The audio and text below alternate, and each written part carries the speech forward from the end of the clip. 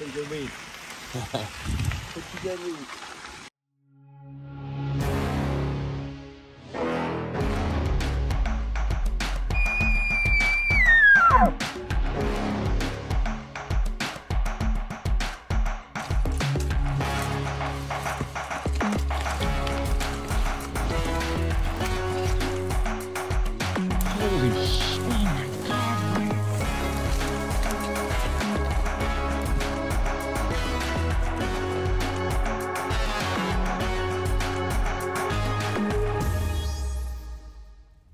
So what we'll be working on today is a boiling pot for making European mounts, specifically for elk, but this can be used for doing anything else smaller than that, obviously. So like whitetail, mule deer, maybe a bear skull or something.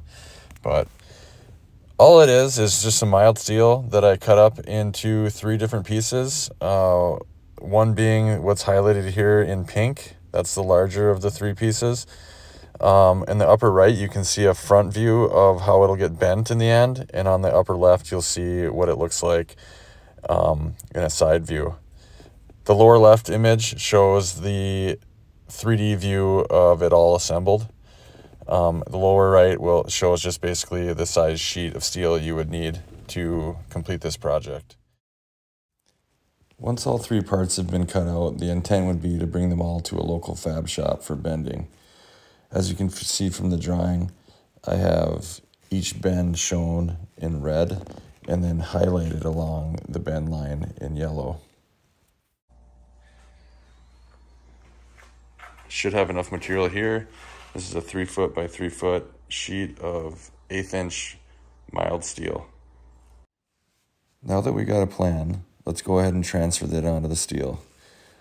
Basically all I did was slowly go through the plans and mark out each piece one by one by using a straight edge and a Sharpie marker. All we got to do here is mark everything down and get everything exactly how it's supposed to be so that there's no thought that's needed during the cutting of each one of these parts.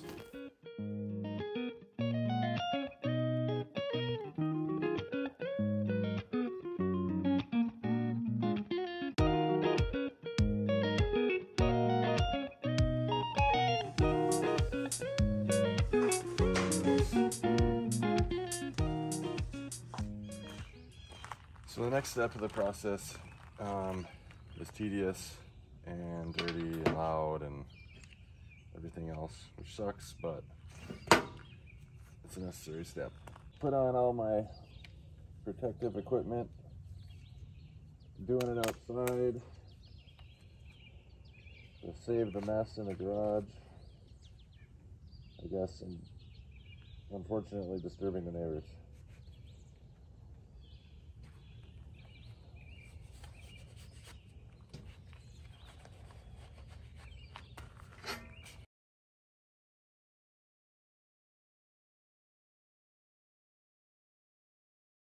Now this part of the project is something I was not looking forward to. I spent upwards of an hour cutting out these 3 panels with an angle grinder. In the past I've used different types of grinder wheels. I think they're 1/8 inch cutoff wheels. They're kind of a fibrous wheel.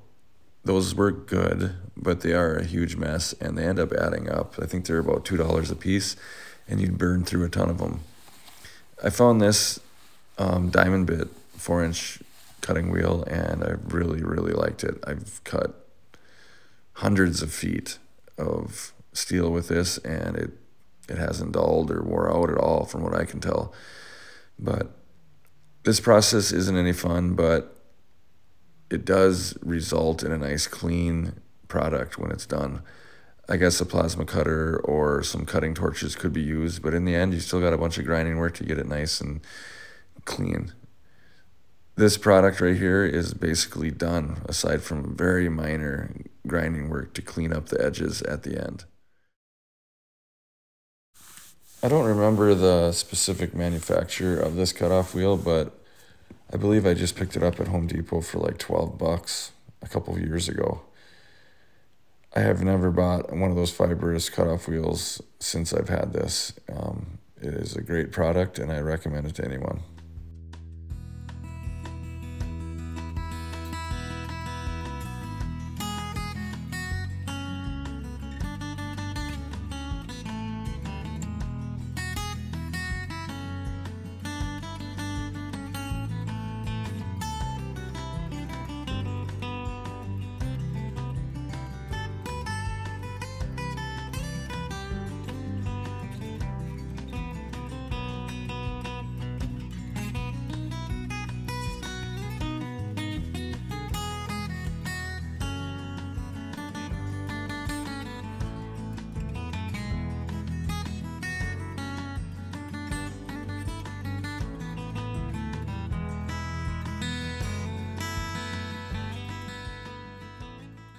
At this point, all the cutting has been completed, and now I'm just going around each part with a sanding wheel to clean up any burrs and to get the steel prepped for the welding process.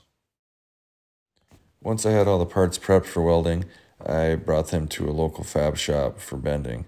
I made sure to bring the sheet of paper or the plans to the fab shop so they had an idea what bends I needed.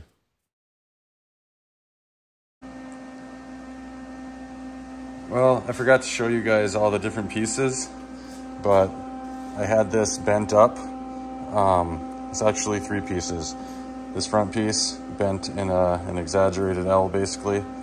This back piece, an L shape. And then this main piece was bent just into a U shape. And I started welding it together. I'll just stitch around the whole thing and finish all the welds and then check it with water, see if it leaks.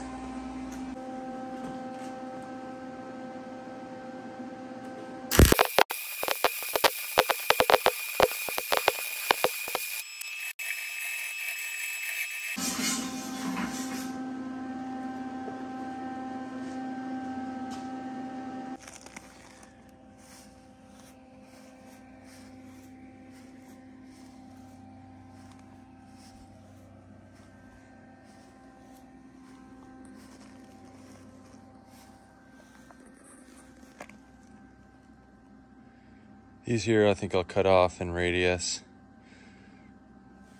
Clean up these edges and probably grind these flush. But aside from that, and putting on some high heat paint, I'm pretty much done, I think.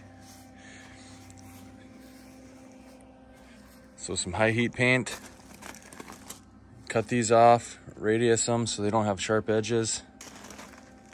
Should be about it. Cleaning up the gas valve system there. I'm not even sure if that works for that burner, but hopefully it does. Might have to swap that out.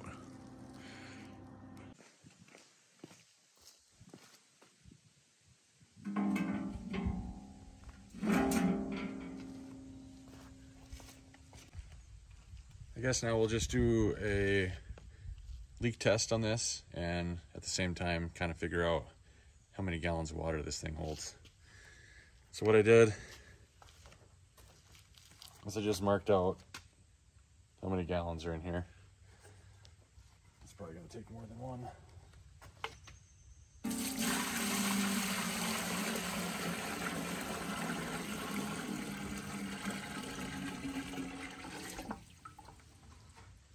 Four gallons.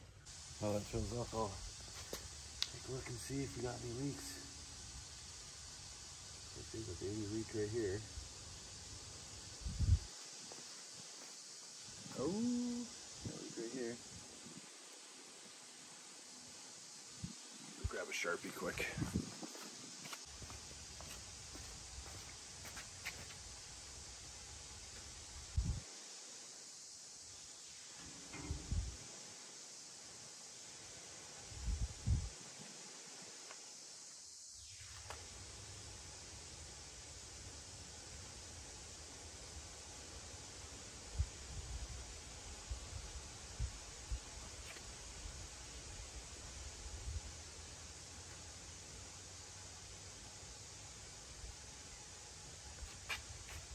Those are really small leaks, but probably wouldn't even need to fill them, but I may as well. 4 gallons.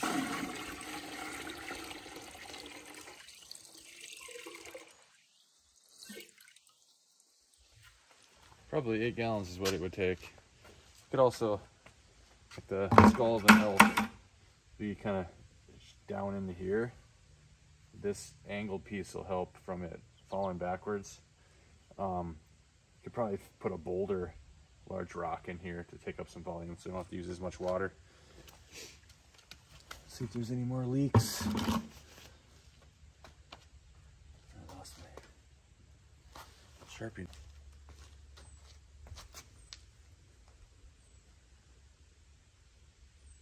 Very very small leak right here.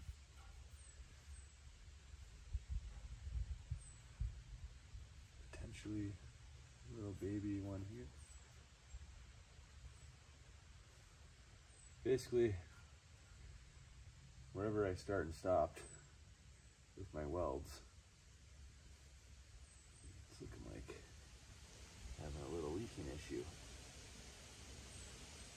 I tried to burn into the previous weld each time, but apparently I'm not very good at it.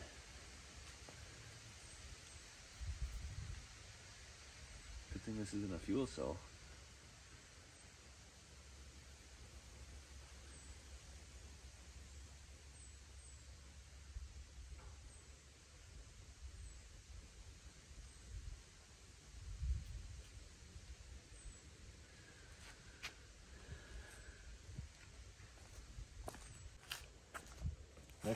Next step would be to obviously empty this, maybe do a little grind work at each one of these locations, and then re-weld through it.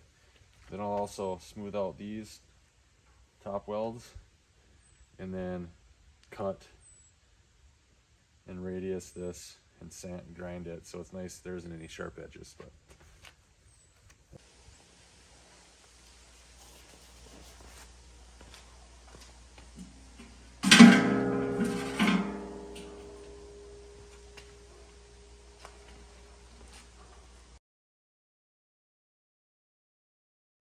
here I'm just cutting off those top tabs that were extending out a little too far and radiusing the corners so there's not a sharp edge.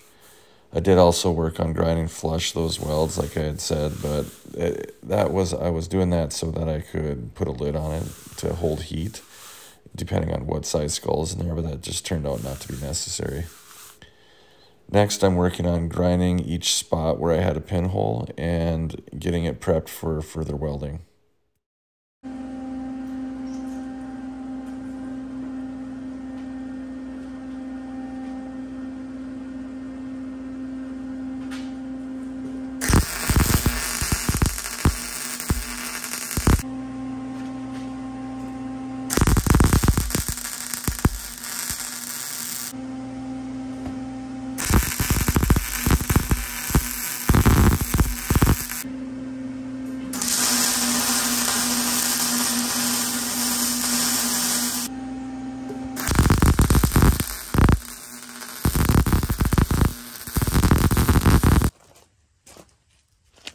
Do it one more time. Oh.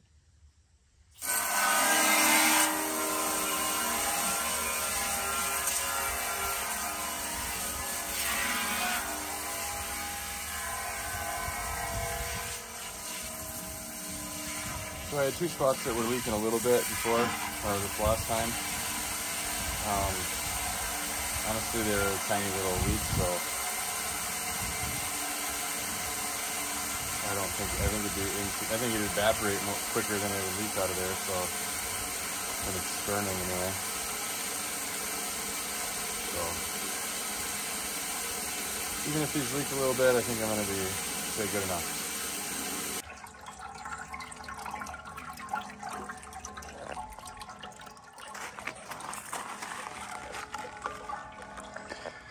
How are those for some nice welds? Beautiful. Now this is the last one I did here and here. I have a little bit of leaking going on there. Looks like, no.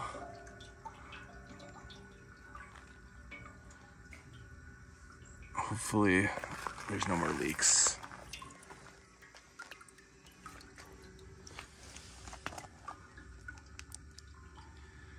Those are some nasty welds. Almost embarrassed to show you guys. Oh well. It's not a beauty contest, right? There's a tiny little bit coming out of there. I'm not really concerned about it. DIY European elk mount boiling pot. Heading out west this year for Archery Elk, Montana. high hopes that we'll get a bull or two, and figure might as well make one of these to boil off the skull for European mount while we're there, for ease of transit, bringing it back home to Michigan. Hope we didn't just jinx ourselves here, boys.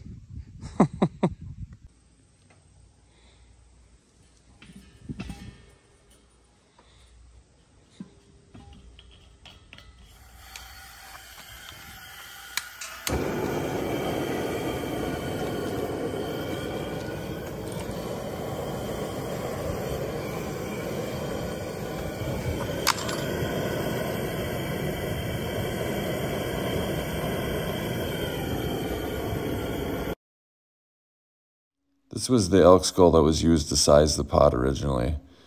This is a dead head that one of my buddies found back in Montana a few years back. The intent of this build was to be able to do European mounts on elk, but as you can see, it would work just fine for whitetail. This is a nice whitetail dead head that I found quite a few years ago.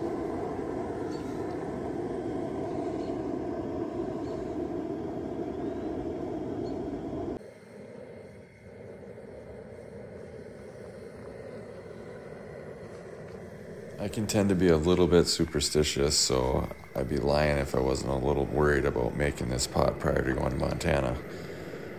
Well, turns out we had a little bit of luck and we made it happen. Got to use the pot the first year out.